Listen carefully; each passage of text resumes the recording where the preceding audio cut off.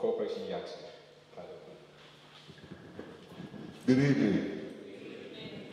Now y'all gonna have to bear with me. I done come to the cold north and got sick on the way here, so my voice is a little bit raspy. My throat might be a little bit scratchy from time to time. But first and foremost, it's a pleasure to be with all of you, to exchange with everybody. Hopefully, we can all walk away a little closer together, building some solidarity links that can extend here in this community past my presence, but also extend over across the water, because this doesn't survive and can't survive in isolation. And we need everybody making transformative transitions in the economy and society in order for us to be able to beat back the forces of reaction that are always breathing kind of down our neck in Mississippi. So what I'm gonna do, I'm gonna speak just very briefly and then open it up to questions and answers to kind of in part save my voice, but also get to some nuts and bolts of some questions you all might have. So I didn't realize, number one, this film is about 2 years old. And there's a couple of things, just so you all know, that have changed. When you all were there, we had just purchased the plaza. So we said in the video that we were trying to purchase it. Well, we have it now.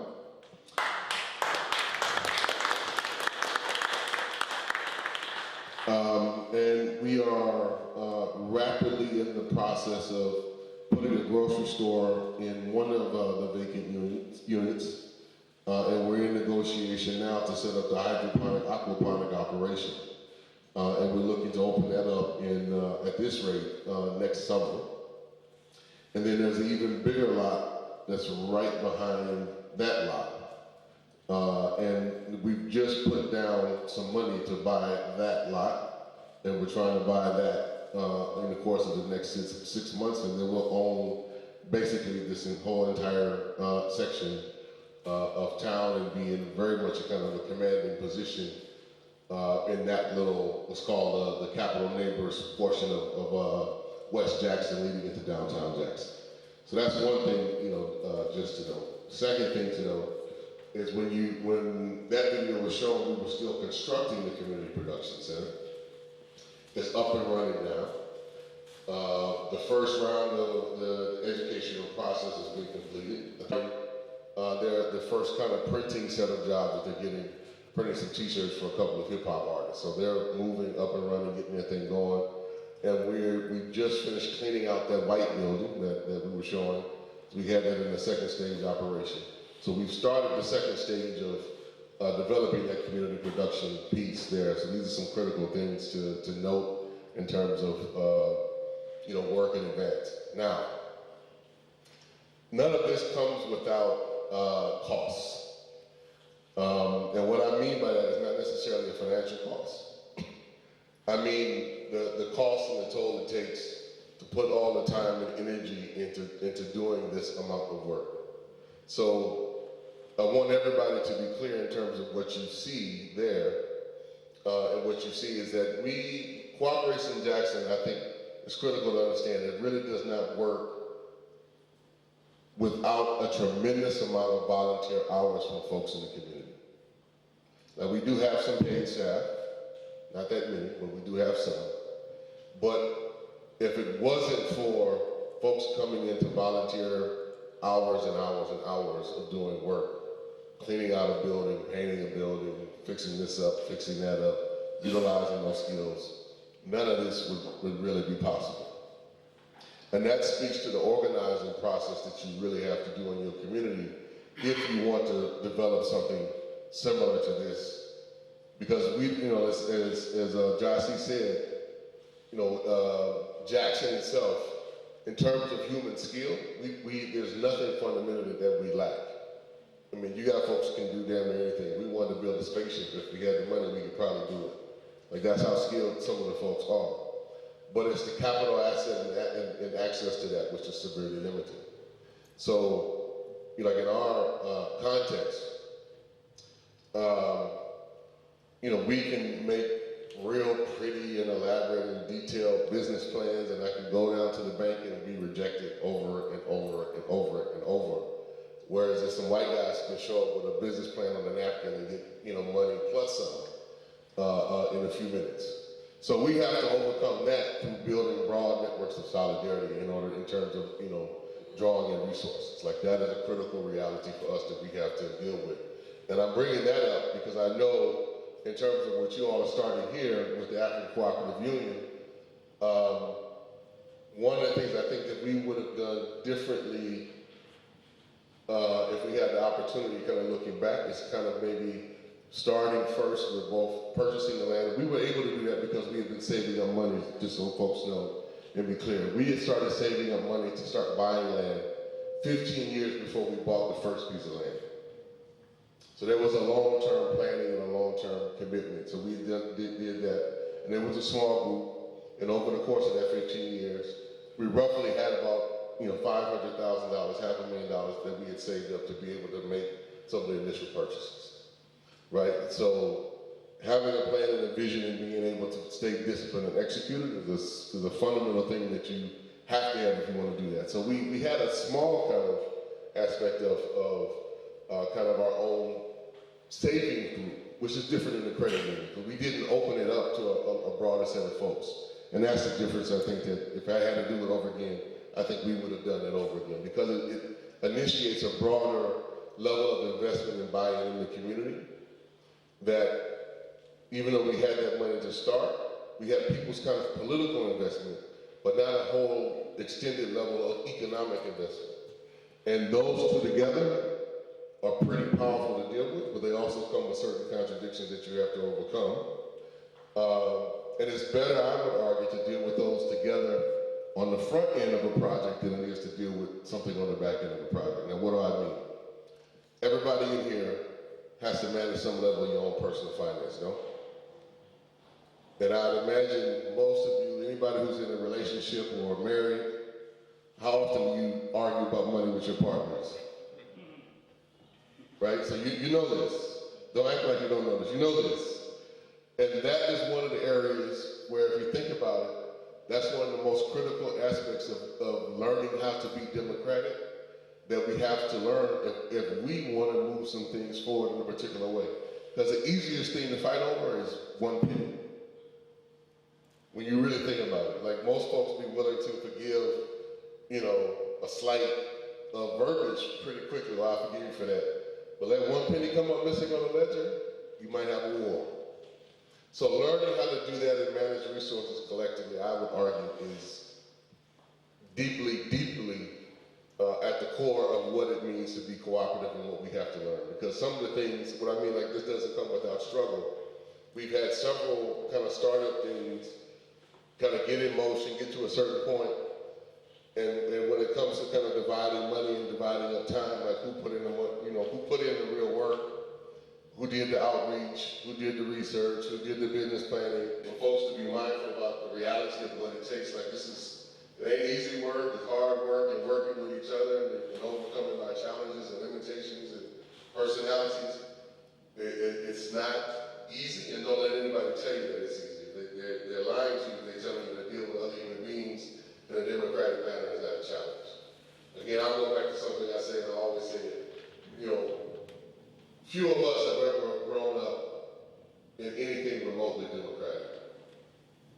I mean, really making collective decisions with each other, and then living with the consequences of it, and everybody bearing equal responsibility for it. That's not something we do too often. Not in a collective sense. Some folks may do it on a family level, but not in a broader sense. And even a lot of families, I know the family I grew up in, my mama was the law. Point blank period, that was it.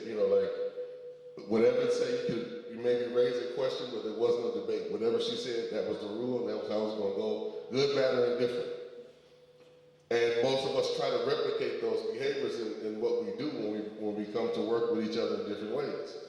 And those are things that we have to unlearn. They're subtle, but they're not so subtle in a lot of different ways. And when you add that on to aspects of trying to work collectively around race, when you try to work democratically, and you add in aspects of gender, those things come into play.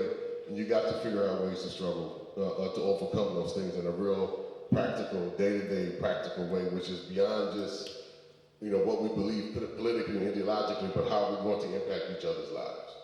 So those are some fundamental things about co-ops that I would say for anybody trying to take them on and to do it, these are some of the deep, hard work you're going to have to do on a day-to-day basis.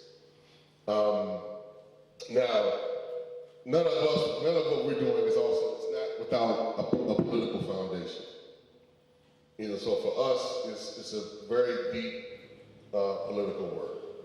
Like we are not into co-ops for co-op's sake. I just want to make that clear. Like this is first and foremost an endeavor towards Black liberation for us. And if this form doesn't work and something else comes along and works better, we will do that. Right? So for us, this is a means to an end, but the end is liberation. Not just to become, more wealthy in our own community, except like that. Like there's an end destination of where we want to go. You heard a little bit about it here, so I'm not going to repeat that. But there's a long-term end piece that we're trying to get in. And we came to this because we didn't want to do economics in some of the standard ways that it's being preached and practiced to us, which is largely very individualistic and then very exploitative. And if you look at it, so like in our, in Jackson, for instance, Jackson has even though Jackson is 80% Black, you would think that there would be far more Black businesses than there are, and they're not, quite honestly. And the larger, more successful ones, if you kind of peel behind the curtain, oftentimes of who's working at the large restaurants or the X, Y, and Z, they're exploiting primarily immigrant labor. So they're not hiring other Black people, right? They're hiring folks who, they can take their green cards away or they can do X, Y, and Z. So that the same dynamics of exploitation that we all went through, they're replicating. Now that's not something that we want to extend in practice, particularly as folks, we always argue, our ancestors were capital, like literally. Why would I want to repeat that on any other human being? Why would I want to, subject somebody else to that? So how do we break that cycle? That's how we particularly came to Co Operative, was trying to find a way to meet our material needs in a way that was not exploitive. Because we don't want to be exploited. We know what that's about. We know what that feels like all too often. How do we do it differently? So that's a key for us, and I think it should be a key for anybody who's trying to think about this, that you can't and you shouldn't really divorce this from politics. And I've read a lot of literature historically about the cooperative movement here in the UK. And personally, I would throw most of it away that I've read, because it's so apolitical as to be useless, at least from my perspective, around dealing with issues of social justice, is to the limited degree that I understand, the aspects here in the UK. I don't know all the details, but I know there's racism here, right? Primarily from the same folks who, they're descendants on the other side of the water where I live, right? They brought all that madness with them. So it's even more entrenched to a certain extent, I would argue, here, because you have a more well-defined, older kind of class structure that you add all this other stuff onto, right? So these are some things I would also just really highlight in terms of what you got to kind of really think about in terms of laying out a foundation of doing this. And then the last thing, don't underestimate or undervalue the time it takes to do this kind of work and the intellectual work that you really have to do to understand and master the analysis of your own context. So, we really took about 15 years to come up with the plan that we are now executing. Right? It wasn't just like a flash in the pan kind of thing. Folks really sat down and studied what are all the businesses in town? What are they connected to? How is Jackson situated in the Mississippi economy, in the southern regional economy, in the national economy, in the international economy? And where do we fit in? Where can we intervene? What areas do we need to stay out of that would be kind of like too competitive or too hard for us to kind of break into, or we know that we'd immediately get attacked? Like if we went to this territory, right? Or what would be too much for us to kind of do with the resources that we had kind of to start off with? Like we really had to study that. And study it on the basis of, at least in the US context I can speak of, don't let anybody tell you that Black folks in the United States haven't started businesses or don't know how to start their business. That's an absolute lie. What you really need to ask the question is, why don't they still exist? What are the nature of the repressive forces that have burned us out, chased us out of town, lynched folks? You know, it's a reason why many of us don't live in the South anymore. And that had nothing to do with like we just like California or Detroit or something better. We got ran out of them places a lot of times, right? Particularly after World War II and even a little bit before. And so like one thing just to note, Black folks in the United States had more land in 1929 than they have now. Think about that. There was more Black land ownership in the United States, home ownership, before the Great Depression than there is now. And what most folks will tell you is that, you know, that basically since the 1990s, economically, this is one of the best periods of, you know, kind of Black wealth aggregation in U.S. history. That's an absolute lie when you look at real assets as opposed to income. So the income may have risen to a certain extent since the 90s for a small segment of folks. But in terms of real assets and what the community owns, it's less now than it was almost at any period in our history. So it is a profound area of going backwards in many respects. And it's not for lack of trying. So we've had this knowledge around, you know, what can we do based on us understanding our history? And one of the reasons why, point blank period, one of the reasons why we do so many speaking engagements, so many of us go around the country and the world to talk about the work that we're doing and all of its challenges, we don't want to be in isolation because we know what that historically has bred for us. When folks don't know about you, they come and burn you out in Mississippi, it's very easy to do that and get away with it if nobody ever heard of it. Right? But to the extent that folks know that there's a little something going on there with all of its challenges, it makes it a lot easier for them to target and isolate us. And believe me, we're deeply targeted in our own context for a lot of different reasons. So it's not like everybody's friendly in our environment at all, but they know that there's a particular broader sense of kind of a social pain that they would have to deal with in terms of attacking us at this particular point. And so we're very, you know, Cooperation Jackson, we're very mindful that, look, we don't want to exist in a bubble to be like the only project doing what we're doing in the South or anywhere else. And we always tell people the greatest way you can be in solidarity with us is to start a cooperation, whatever you are, you know, a Cooperation London, or, you know, that's how it is, because ultimately, we have to get to a place that we're really going to transform the economy, that the cooperatives on the international, but, you know, starting on the national or regional or local level, we have to start getting to a point where we are our own supply and value chain. Because then we can dictate market forces in a profoundly different way rather than being dependent upon this method of kind of supply and demand. And deal with our own fundamental needs based on the resources that we possess, and then how we come up with our own valuation of what's important and what's not important, what's valuable and what's not valuable. We have to go to that point if we're going to change any of this. So anyway, I'll stop there. My throat is a little itchy, and I definitely want to get to some questions. So the floor is open. Thank you.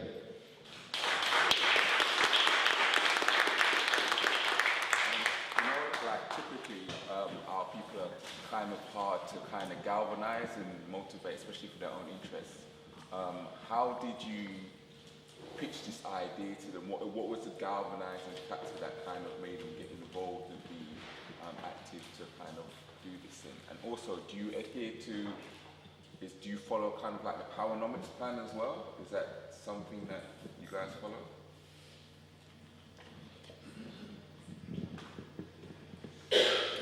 So the first thing, thank you, Doug. Yeah, Mississippi has some unique dimensions to it relative to your first question about organizing people. That is hard to replicate, even in most other places in the United States. So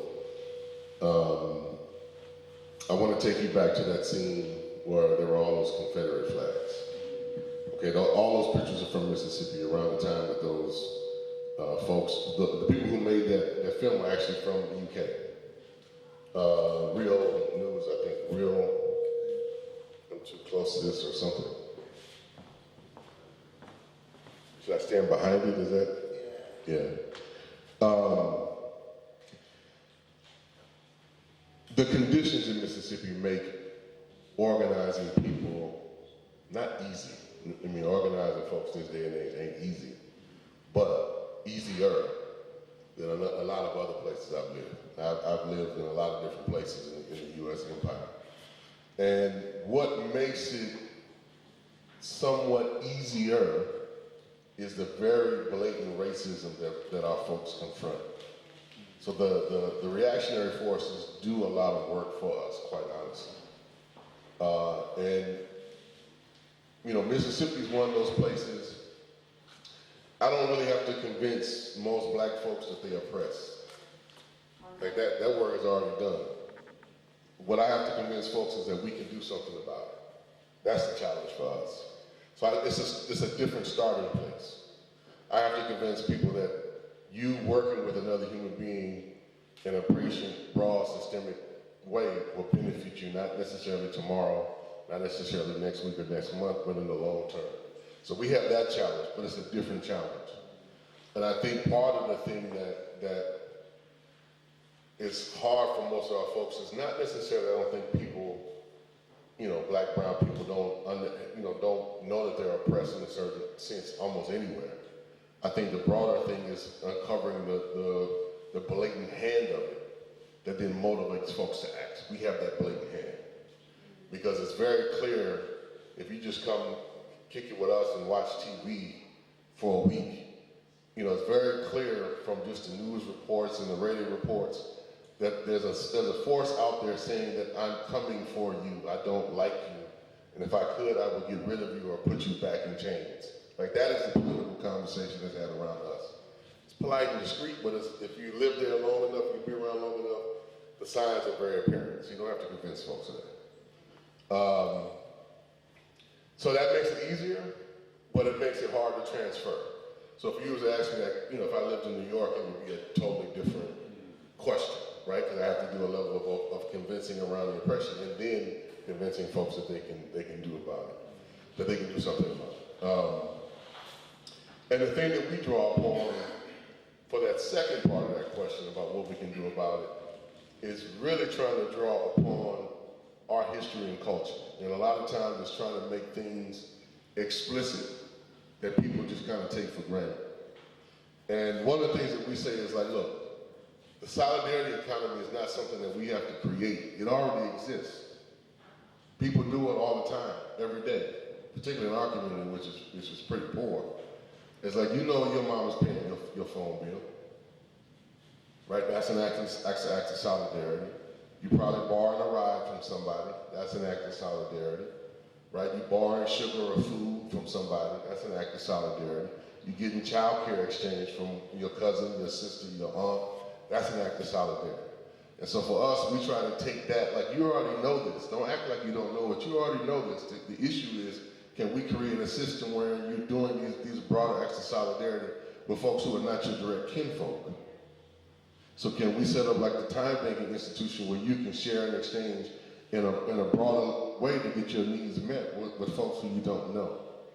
And we've had up and down experience with that, but it really helps when we can refer people to the practices that they already do, so it don't seem too abstract for them, or like you come up with something I've never heard of or I don't know. It's like, no, you already know this. I'm not teaching you something or bringing you something you don't know. You're already doing this.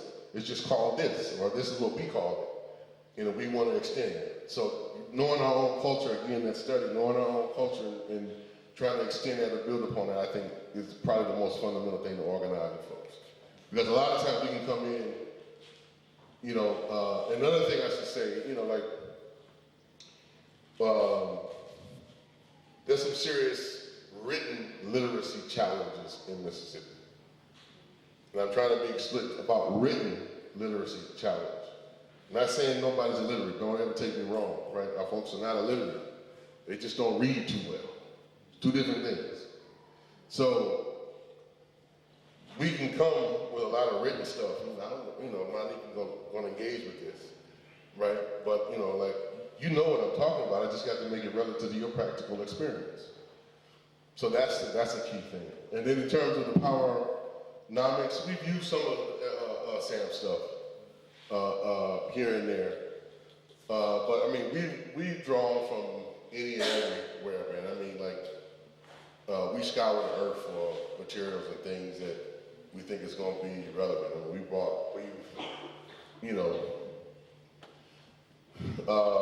the airways work. I mean, I've studied that extensively over the years. Some of the stuff that Bernard and folks in Guyana want to ride me, even though they want different sides of the same question a lot of time. We borrowed a lot from them, because I don't know if folks remember, but Guyana at one point described itself as a cooperative republic. I would argue that's not what they were, but that's what they described themselves as, at least, right? And so these are things that go deep into broader aspects of our people's history that we try to draw upon, with the knowledge of the movement. So we've borrowed, I would say most of us, our core, that's my age anyway, in the 40s and 50s, we all Cabralists, like to the core. So we draw very heavily from the PIGC and the experience of what happened in getting us out. And have tried to apply that in terms of like how we even engaged in analyzing our context in Jackson was very much based on how he analyzed the context in getting us out, drawn very much from some of the lessons from there. So, we draw from everybody, not just what's around us, but try to use the broad history of what's available to us. Zapatistas has been very important for us, and now we're doing a lot of stuff, trying to look at what's going on in Rojava in Syria. So we're not closed-minded, that's not us. Like whatever's out there, the people are practicing that we can learn from, you still got to adjust it to what's going to make sense in your community. But if there's somebody to teach, I'm willing to learn. I just wanted to know how, you mentioned something very interesting about, going around and enlightening the community, and you said you don't have to show somebody that you're being suppressed because it's taking place. How do you, I don't know if this is the right word to use, but how do you regulate yourself? So for example, I imagine there's a lot of anger, right? When you're suppressed, there's anger, yeah? So we don't want our people to be angry about something. We want them to get positive about it. Yeah, all right, listen, this has happened to us, and we're going to do this about it, and that's the positive thing we're going to do about it. But how do you stop yourself from getting caught up in that? Because you know what? I come from people that's been oppressed, and when you're surrounded by so many, something else can take over. So how do you... do you understand what I'm trying to say? How do you regulate yourself to keep your eye on the actual goal, so your end game doesn't become something else? Good question.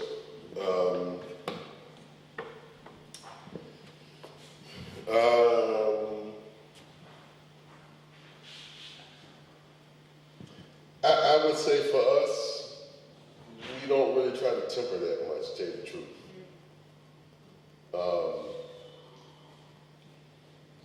Because we feel like, that anger is both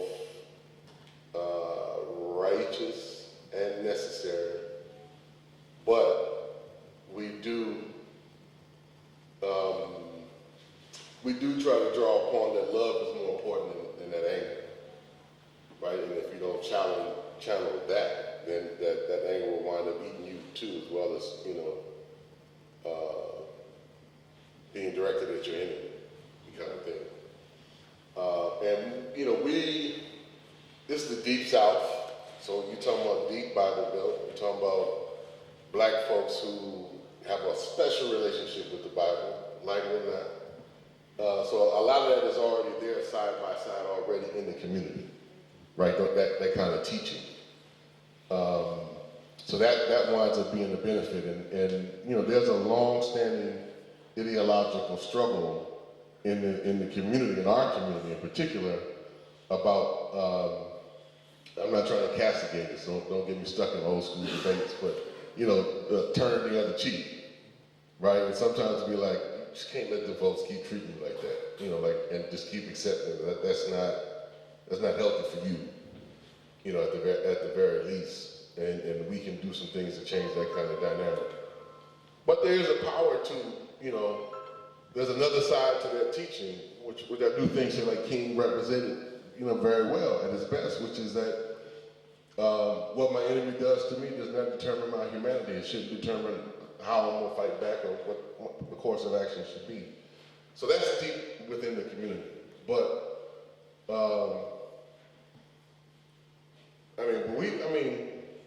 we don't try to turn some of that stuff off. I just want to be clear with that. Like particularly a lot of the young folks, we try to create safe spaces as much possible.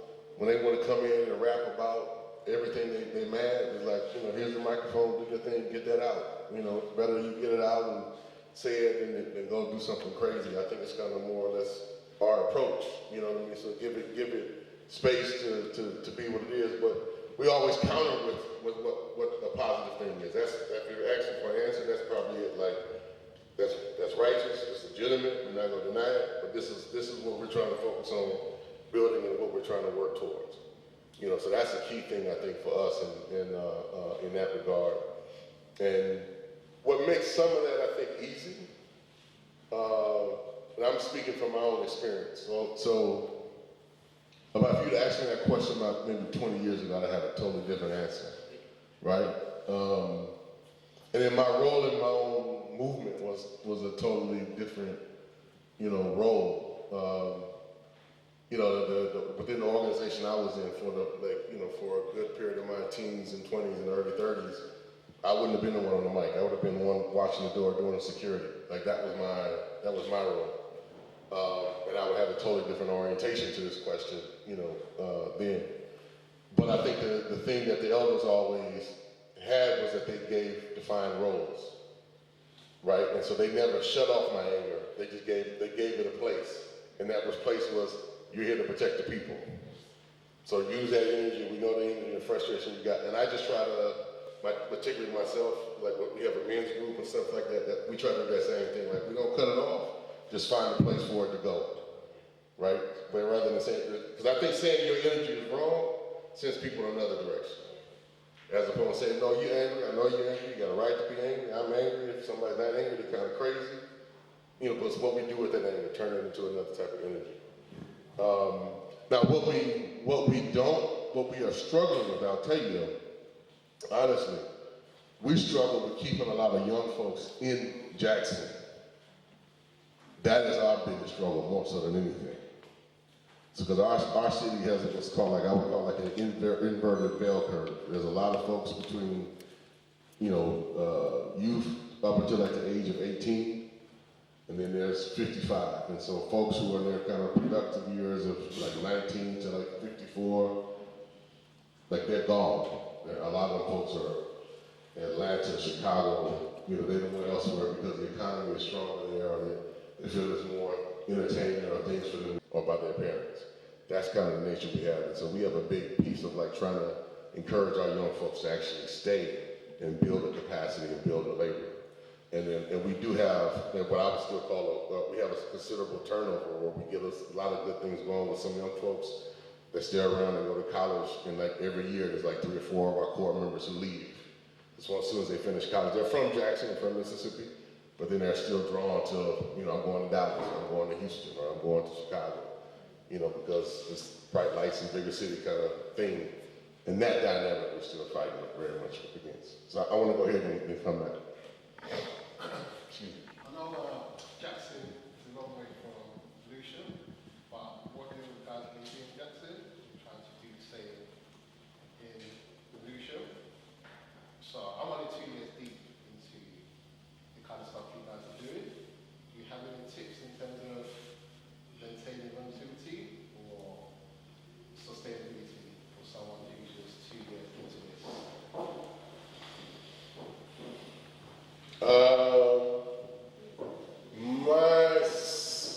I don't know you, but I think you got far more than 2 years of doing this already. Officially 2 years. Officially 2 years. But I'm sure you've been working with youth and people in the community a lot longer than that, right? No. No? That's surprising. I fell into it, I realized this is where I'm supposed to be. Okay. I would say let's talk. I'm not gonna give you no blanket thing. Because I need to know the context. So the advice that I would give you would be honestly based upon my context. So I know Brother Adote explained to me how, this space is good. I think this is kind of an opportunity, a major opportunity. But from our history in Jackson, I know like we try to own everything that we involved in, right? Like I'm at a spot now where I don't really, if we don't own it, I don't really patronize it or do a lot of things with certain kind of stuff. And I'm like, every one of my dollars I believe is precious, and I don't want to waste it. Right, so I'm very keen on like where I'm spending my money and what I'm doing and who I'm doing it with. I'm very, extremely disciplined about that nowadays. But you know that's not possible everywhere. Like that's not possible in say like in New York City, right? Folks in New York, so our people in New York trying to do what we do. It would, you know, like I joke with some of the folks in New York City. Like I know some friends of mine. They just bought a small little, like a brownstone. They paid like $2 million. I was like, y'all could have gave us the $2 million and we would have bought half the city. Right? So I'm like, all the things that we have together don't equal $2 million. You know, and we own like 60 properties. You know, I think it's like over 30 acres of land now. Like the money in comparison is totally different. And I would, you know, London is about as bad as New York, if not, you know, either bad or it's worse. It's two cities of finance, so y'all up against some major forces here. But I think number one, why I'm bringing this up, because the first thing I think it's a tremendous opportunity. I think y'all right for taking it. But to me, when Adoti said that, I was just worried about you got a 4-year timeline. I think you said 4 years, right? Or 4 or 5 years, Adoti? Well, 3 years for this one, but we've got another building, another part of time. That one's actually waiting for us to buy for $7 million. So that's the next project. That's the next project. And is it in the same, when you say across town, what does that mean? That one's in northeast. This is in southeast, so that one's in northeast. Okay. In Barnet, which is a clear area, but they have their own problems there, which is one of them, the health. But it's progress because when we got the space, a lot of people saying, it's great what you guys are doing, but would it be great if you own it? I said, well, we don't own it, but we'll ask the university to provide us something, and then the opportunity coming along for something that you want to keep us in the lease acquisition. So, yeah. Yeah, I'd love to talk to you more, because I grew up originally in LA, in Los Angeles. And you know, it's a different place now than it was in the 70s and 80s when I grew up. But just to hear that you started a project one place, but you might have to move to another, at least from my LA background, that would be a concern to me. Not to say I'm not doing it, but like where I grew up, the folks that I grew up with, we couldn't go across town. You know, that was somebody else's neighborhood, somebody else's territory. And we wouldn't think about going to somebody else's neighborhood, you know, starting another program. Not without establishing relationships at the very least with them before, having somebody from that neighborhood invite us into it. You know what I mean? So that we respecting them and who they are, what they got, what their dynamics are. So that would be one, you know, kind of concern. I'm from Islington, but Okay. I'll go where the building and where the help is needed. So y'all might be, I'm saying LA is different from New York, right? I know folks from New York, the neighborhoods don't mean the same thing. That's what, like all these cities and places are different. So New York, it wouldn't make, you know, like people, you know, like we didn't have public transportation in LA. Not the same way like y'all got it here. And that makes a lot in terms of people's consciousness. So in New York, people like, I'm gonna hop on the train, I go to the Bronx, I go to Brooklyn. You know, whereas me growing up in LA, I was scared to death to get on a bus. You know, because I would be crossing one gang territory to another gang territory. So, you know, like this knowing your context ultimately is still the important thing is what I'm getting. But I would love to talk to you some more, you know, just in terms of some other things. How important is it for you not to be ideologically boxed? So, to control your narrative, you know, it's easy to kind of say, well, you're not that, you're not this, but also, are you this or that, you know, socialist, Marxist, etc. You study a lot, you see, you know, and sometimes to put a name on it almost doesn't injustice because it's broader than that. So, do you have an ideological grounding? Is it solidarity, economic. So what is it? How do you describe yourself, and how would you want to see that narrative presented? We the opposite, actually. Like we are fighting for a very clear, articulated political and ideological line, and we stay away from that kind of practice of liberalism of like we don't want to be boxed in. Our context is different. I'm not saying that somebody else's context doesn't work for you, but in our context, there's a broader piece of what we're trying to do, right? And for us, we are trying to break the back of white supremacy. We got to be clear about that. And so because that has a grip not only on the material reality, but it also has a grip in people's minds. Because again, going back to the first thing, like it's very clear that folks are oppressed. You can't, necessarily convincing somebody of that. People's belief in themselves that they can fight it and win, that's another thing. And so we're trying to say, no, we can fight and we can win and we will win. And we're not going to do it by, like some of the things that younger folks say, I love it. Like we unapologetically black, straight up. And anybody who wants to deal with us, y'all going to deal with our blackness. I don't care, white, black, brown, whatever. Like this is what this space is. Understand what it is. Everybody's open. Everybody's welcome, right? But if you're gonna come in here and you disrespect our humanity, you're gonna be shown the door real quick. So that's but in our context, you gotta see that's why that's very important. Because you can walk into certain spaces in Jackson, I can tell you straight up, it may be a majority space, but you that like a certain, somebody from North Jackson, which is typically gonna be white, they walk in the door, everybody start acting differently. Just because they came in. And we're like, nah, that's not going down. Like, if they're gonna come in, they're gonna bow to our rules, not the other way around. So there's a deeper fight that we are still trying to have to lay a ground, to lay a space, to open up a particular type of space. So we don't shy away from saying, we get accused of being Marxists, and they're like, you guys scared of that? No. We borrow from Marx, not just from him, but from other folks. So there's things we use. We're not scared of that. We're like, are you guys, Pan-Africanists? Because that's the scary thing to some people. That's us. You saw one of the things. That's us. That's who we are. That's what we're about. All African people. I don't care where you're from. If you got a space here. The door is open. Because there's a real kind of ethnocentric thing that's starting to happen in parts of the U.S.